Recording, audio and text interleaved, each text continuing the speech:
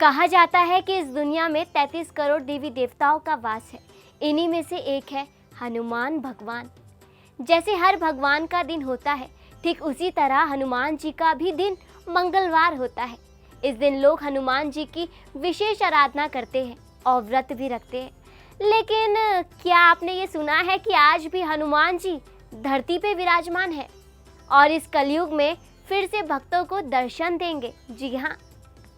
नमस्कार, आप देख रहे हैं सुदर्शन धर्म और मैं हूँ आपके साथ सोनम गुरुंग।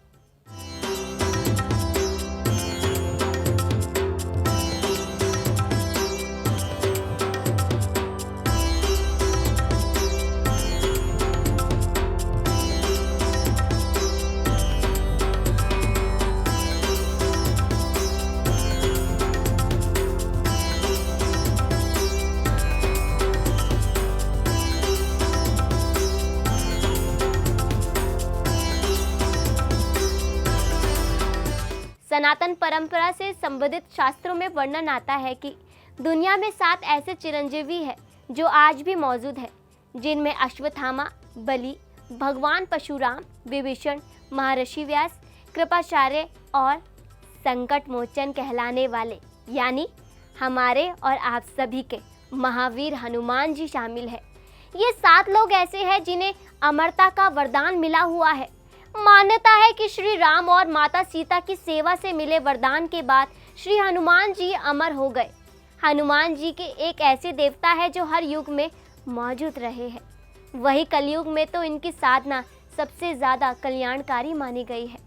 भगवान राम के भक्त हनुमान जी के बारे में कहा जाता है कि वह चिरंजीवी है।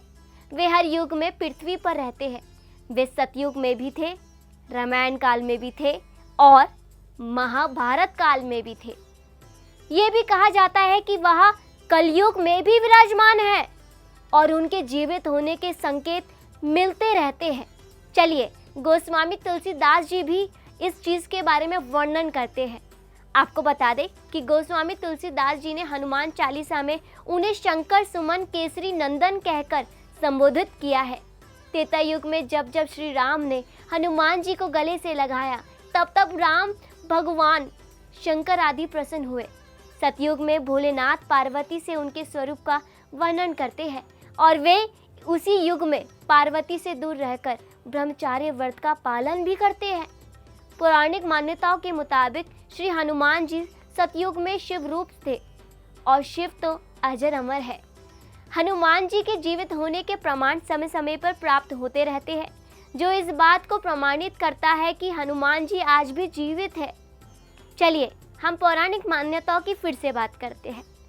मान्यताओं के मुताबिक जहाँ भी भगवान राम की कथा होती है, वहाँ हनुमान जी अवश्य होते हैं।